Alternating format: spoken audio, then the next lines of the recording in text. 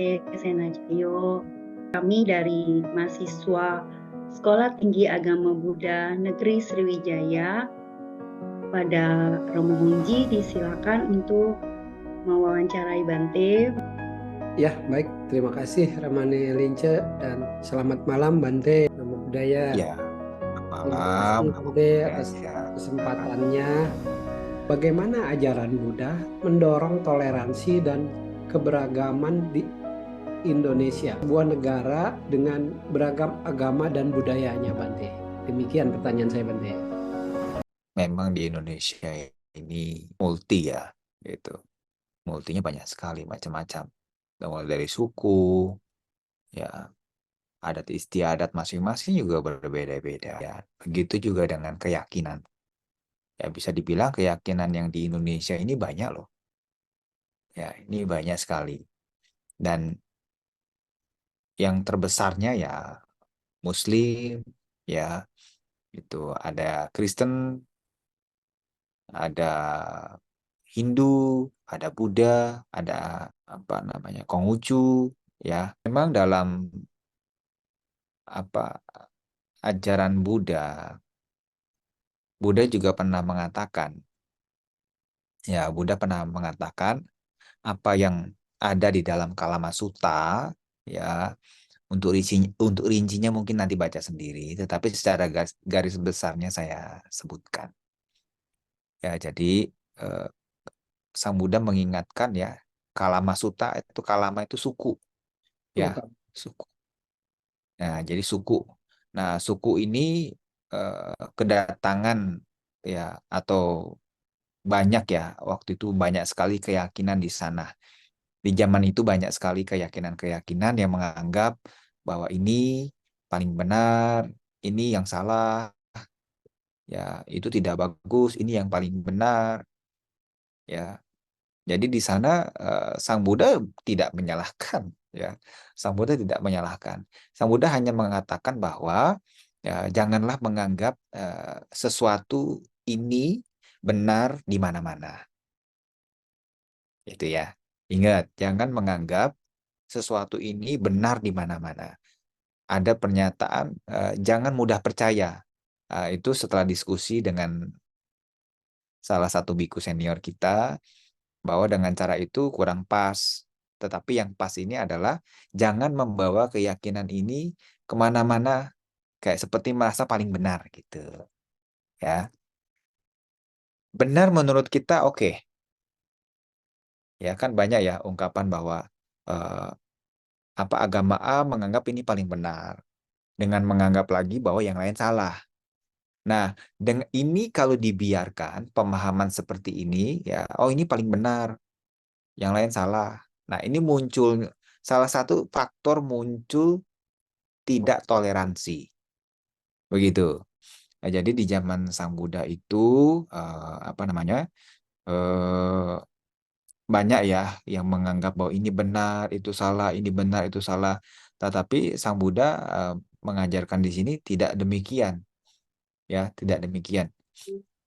Mungkin di sini saya mau bacakan sedikit ya eh, apa yang dikatakan di dalam Kalamasuta ya.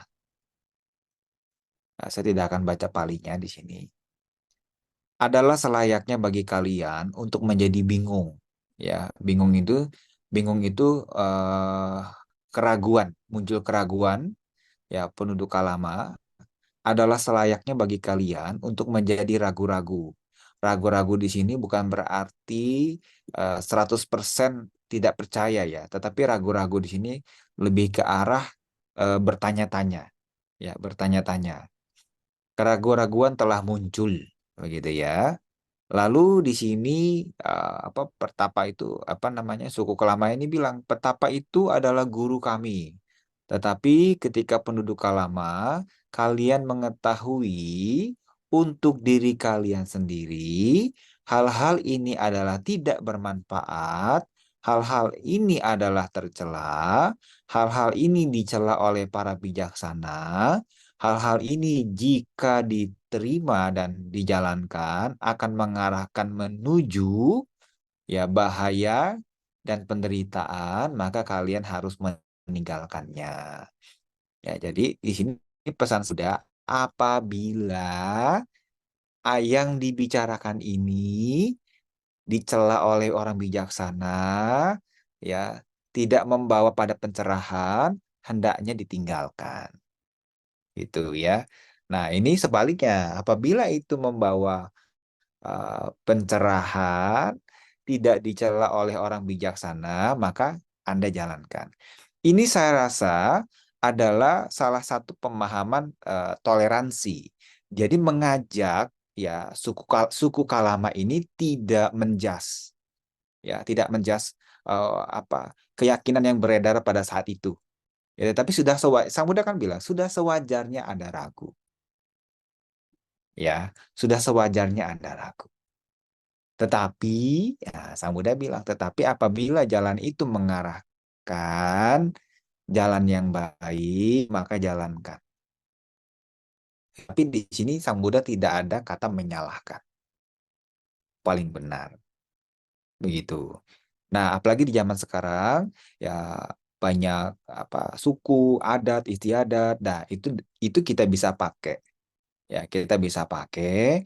Apalagi ajaran Buddha ini kan salah satunya adalah metta, karuna, mudita. Ya, karuna ini kan sebetulnya juga kepedulian. Tidak hanya peduli terhadap penderitaan. Memang karuna ini lebih ke arah peduli terhadap penderitaan. Tersentuh, gitu ya, tersentuh. Tetapi karuna ini juga bisa diimbangi dengan kepedulian terhadap berlainan konsep, berlainan keyakinan. Nah, jadi kita peduli juga dengan mereka. Kalau mereka cerita apa tentang keyakinannya, ya kita berusaha dengarkan. Kita berusaha menghargai, ya ikut mudita cita, ikut senang dengan penjelasannya dia, gitu ya. Nah, tapi sekarang kan orang tidak punya mudita. Sudah antipati. Agama Buddha paling benar. Yang lain itu salah sudah. Ya, pokoknya the best lah. Ajaran Buddha ini ajaran mengajarkan nibbana gitu kan. Ya, jadi muncullah itu tidak punya mudita, tidak senang, tidak ikut senang terhadap orang lain. Jadi konteks mudita ini luas ya, tidak hanya orang lain bergembira kita ikut gembira, tidak juga, tetapi apa yang dijelaskan oleh orang lain kita juga ikut gembira. Gembira di sini konteksnya ingat ya, hanya kita menghargai.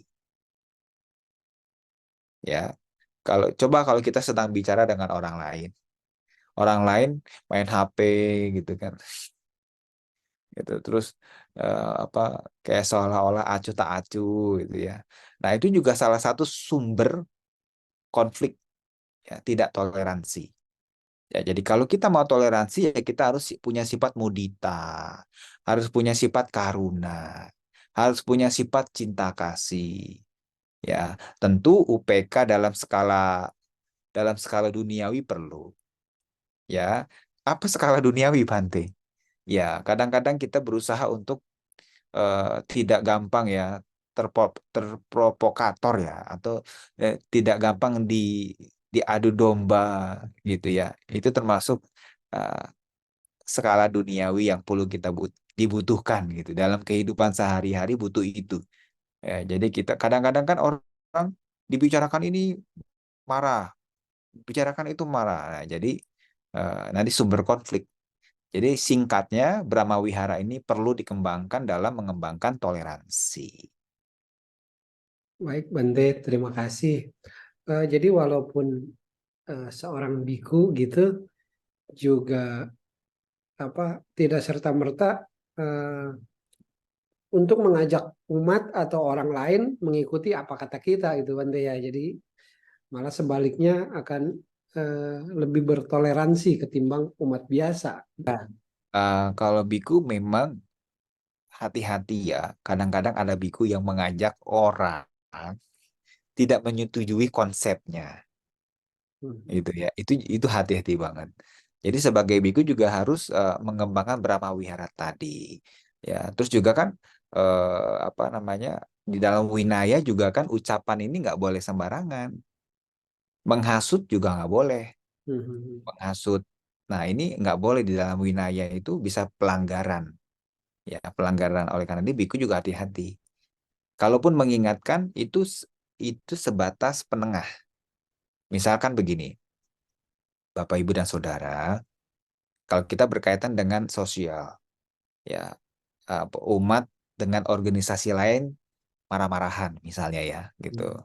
Sebagai biku kan juga nggak boleh membela salah satunya, sebetulnya. Tetapi kita harus di tengah. Ya, Bapak Ibu, ya, di dalam organisasi memang sudah sewajarnya muncul apa namanya pro dan kontra. Oleh karena itu, kita harus kembali dan sadar, harus saling memaklumi. Nah, itu kan tengah-tengah kan. Ya. Walaupun kita paham si A itu salah, itu kan.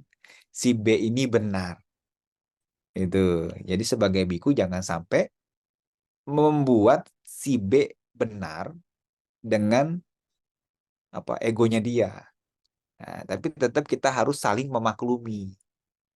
Nah, disitulah terjadi toleransi. Jadi biku harus jaga ucapannya. Jangan sampai, udah, nggak apa-apa. Oh, apa namanya? Udah kita jalan sendiri saja. Dia memang salah itu. Memang salah dia. Salah itu, tidak boleh itu. Ya memang dia salah. Tetapi kita tidak boleh memperkeruh. Begitu kira-kira Romo. Ya, baik Bante. Terima kasih. Selanjutnya saya serahkan ke Ramani Lince. Satu pertanyaan lagi, Bante ya. Eh, Bagaimana sih komunitas biku itu memberikan contoh gitu loh untuk masyarakat mengenai toleransi ini gitu kan? Kan sekarang ini ada juga ya mungkin dari masyarakat luas yang sudah mulai tidak atau intoleransi seperti itu, Bante. Jadi sebagai biku, bagaimana memberikan contohnya untuk masyarakat luas? Seperti itu, Bante, pertanyaannya. Baik.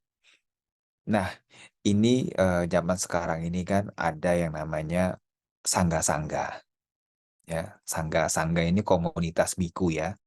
Itu komunitas biku, sekumpulan biku eh, yang di bawah satu perguruan dengan Sang Buddha. Begitu, sangga-sangga. Nah, di macam-macam sangga ini tentu ada budaya dan adat istiadatnya. Ya, nah, sangga Mahayana, ada sangga Tantrayana, ada sangga Hinayana, ada sangga mana lagi, Damayut, ada sangga Mahanikai, ya, begitu ya. Nah, itu nggak bedanya dengan di dalam kehidupan masyarakat umat awam, ya.